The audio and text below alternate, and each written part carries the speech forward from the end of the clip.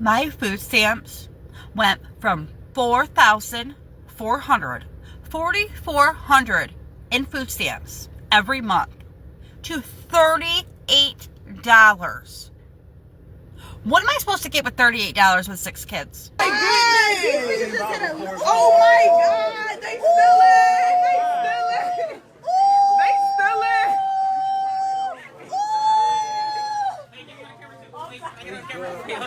I'm not bold. Y'all ain't gonna leave out with it. I paid for this shit. That clip was wild. All right, today's video, Marlon, my girlfriend, she's from Europe. She's from Germany. My name's Quan. Welcome to Quan Bailey Show. We're going to be talking about how people are stealing post-EBT. We're going to talk about how people have abused the system. We're going to look at also what's the current situation as of November 2nd, 2025. Yesterday was my birthday, so, we're a little tired. But we want to get this video out to you guys today. And then in closing, we're going to have Marlon tell us how this system works in Germany, all right? Don't forget to like, comment, subscribe, and let's get to this video. Let's have some fun. Let's go. And so let's get to the next video here.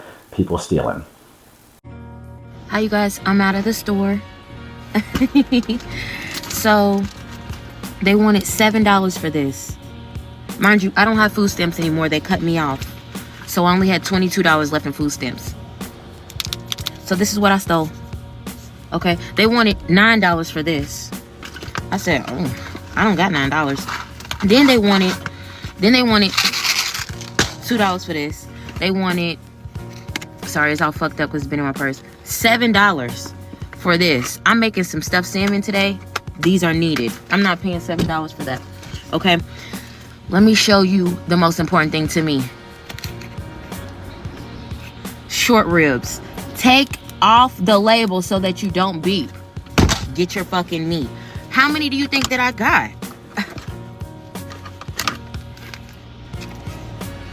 How many short ribs is that? Oh, I'm going to say something real quick.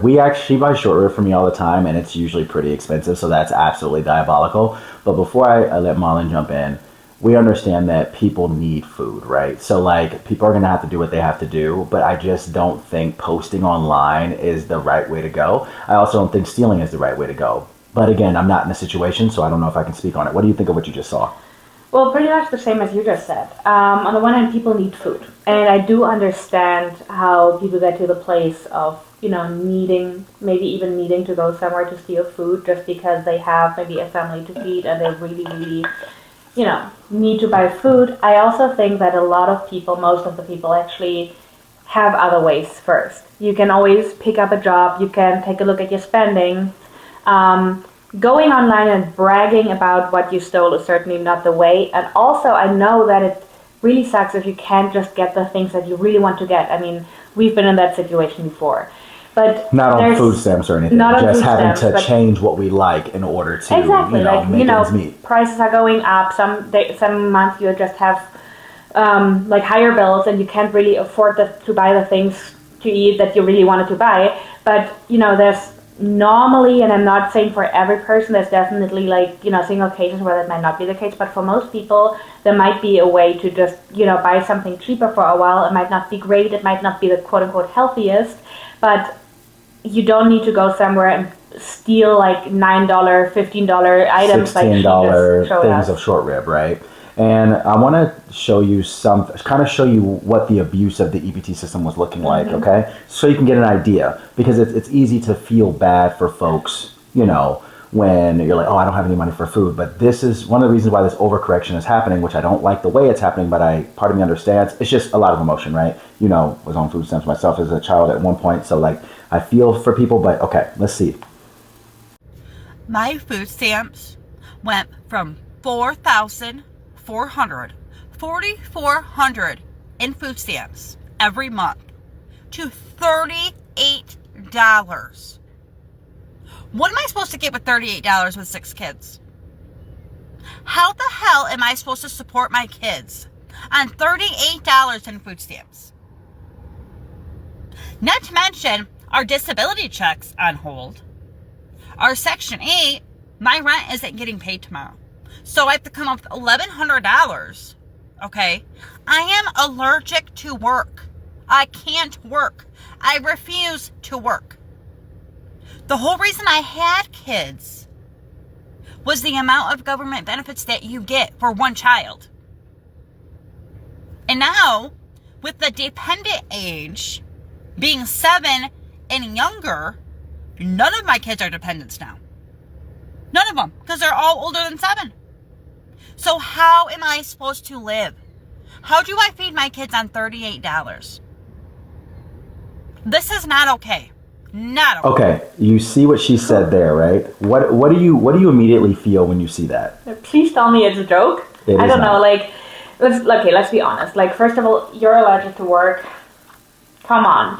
I understand that But there she's on are disability. individual cases where people like really are not able to work. I really understand that, whether it is mental health issues, whether it is like physical issues. I'm not saying that's not the case. But for most people, there is some kind of work you can do. Yes, she's on disability, and I really hope she's okay. But having kids is it's not the solution either way. If you can work or you can't work, having kids just to, get all the benefits is not the right way in my opinion. It's also not fair to the kids. 150%. But I do, before we go deeper, I need you to see what she posted before this. Okay? Because this conversation with EBT and people flexing their benefits online has gone viral for quite some time. Mm-hmm. And this is what she said before. Mm-hmm. This message is for everyone in my comments telling me that I'm lazy and to get a job. Why don't you get a job? This is why I don't get a job. Wait a second. Right here. $4,000 in food stamps so I don't have to spend cash on food, groceries, okay? $2,000 a month in cash benefits. That doesn't include my 6 children's disability checks that I get. My disability check I get, okay? Section 8, so I don't have to use cash to pay rent, okay? What that then does, as we now move on to the next video here, to kind of see, what's been going on in the news. People are upset because this is something that's been going on for months now. People have been flexing their EBT benefits, especially when the threat of things being cut came out originally. And this same woman is flexing, I get 7 checks, I get all this and that, and blah, blah, and flexing $100 bills, right? Yeah. We don't have $100 bills to just flex on the internet, right? And for context, guys, our rent alone here is $4,200 a month. My business rent is like $800. My insurance is $200 for my business. I'm a personal trainer. And then we have parking, we have gas, we have food. I mean, we're probably, car insurance, we're probably paying, and we're in California, in LA, but we're paying probably $7,000 a month in bills, which makes us feel like, we're drowning sometimes because we make good money. But we're also working way more than working a lot. hours. We're working a lot. I work part-time, full-time. She does as well. And yes, you can say we're doing it to ourselves, but it's hard to see this. It's hard to see someone say, I get $4,400. I'm like, dang, that's my rent, right? And we don't get any sort of help. And it's not to say, oh, look at us. Like, dude, we choose this life and we love what we do. But you start to see why people get frustrated. But I want those people who need help, the true disability, the people, the kids, I want all of them to have what they need, the people who really need the money. But with information like this being out there, this is how we get such a big deficit from this department in the first place. And I think that's the one thing that makes it so much harder when you see somebody who's maybe taking advantage of the system. That those people who are the loudest, who's a minority, but those people who are coming online and putting on By videos, minority, we mean the smaller group of people, not minority as in like race, yes. just to help out. And, it just, people who are really, dependent on that kind of help, who really cannot work or who really just need it. That just creates the wrong picture of people who receive benefits. And I think that's always my biggest issue. This is what's currently happening with the situation. 2 federal judges ruled Friday night the White House must tap into the contingency funds to partially cover SNAP benefits that expired this weekend due to the shutdown. Yesterday, the court clarified that at least a partial payment needs to be made by Wednesday. When can we expect the Trump administration to make these payments? Well, President Trump just truthed out that he needs to hear from the courts how this is going to be done.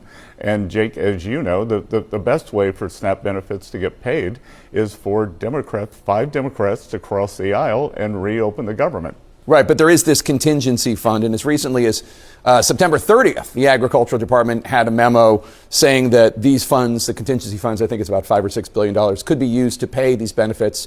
You know, it'd only be 2 or 3 weeks, but that's a lot for people who need the food. Well, President Trump just, as I said, President Trump just truthed out that he's very anxious to get this done, and it's got to go through the courts. The courts keep jamming up things. Democrats are in the middle of a civil war, and they should just open the government. That is the easiest way to do this. So I'm not going to go into the Democrat-Republican thing. That's not what we do here. But $5 to $6 billion, the thing that I heard that kind of shocked me, of course, the back and forth, people's livelihood being in the balance. I don't want to get into that because it's just scary for people, especially being a child in that situation myself at some point, but also being someone who doesn't want my money going to people who, you know, are going to abuse the system. It's a lot, right? It's a lot to deal with. But to know that $5 to $6 billion only covers 2 to 3 weeks, and hearing that some people were getting $4,400, I was an economics guy in college, and when I hear that, I just don't see how it's sustainable.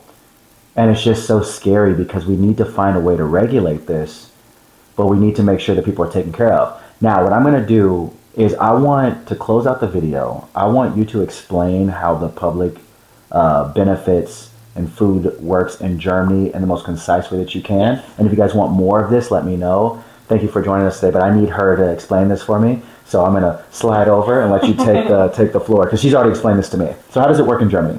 This is, of course, going to be like a super superficial explanation, right? It goes like way deeper. But in short, we do have government assistance. Thank you. Yep. Government assistance, of course. We don't have food stamps. So in Germany, for instance, if you lose your job, which, you know, you can't get fired that easily, you can get fired in Germany, but it's way harder than here. If you lose your job, if you have mental health issues, if you, for whatever reason, can't work, you're not finding a job, anything like this, you can apply, and in most cases, you will get benefits. Meaning, which is now, it used to be called Hartz IV, now it's called Bürgergeld, so it's basically money for the population. And so they will pay for your apartment, and of course they will not just pay for any kind of apartment. Of course, you know, depending on if you're single, if you have kids, like there are certain apartment sizes that you can like choose from. They help you to look for one, and they will pay for it. And then you get like a certain amount of money. And I think, don't get me wrong, because that information is a little bit old. I think it was, last time I checked, it was like around 800 or 900 euros, which doesn't sound like a lot. In Germany, in most places, you can get very far with that because, again, your rent is already covered. You get free health insurance, so meaning you never lose your health insurance coverage. It's actually illegal in Germany to not have health insurance.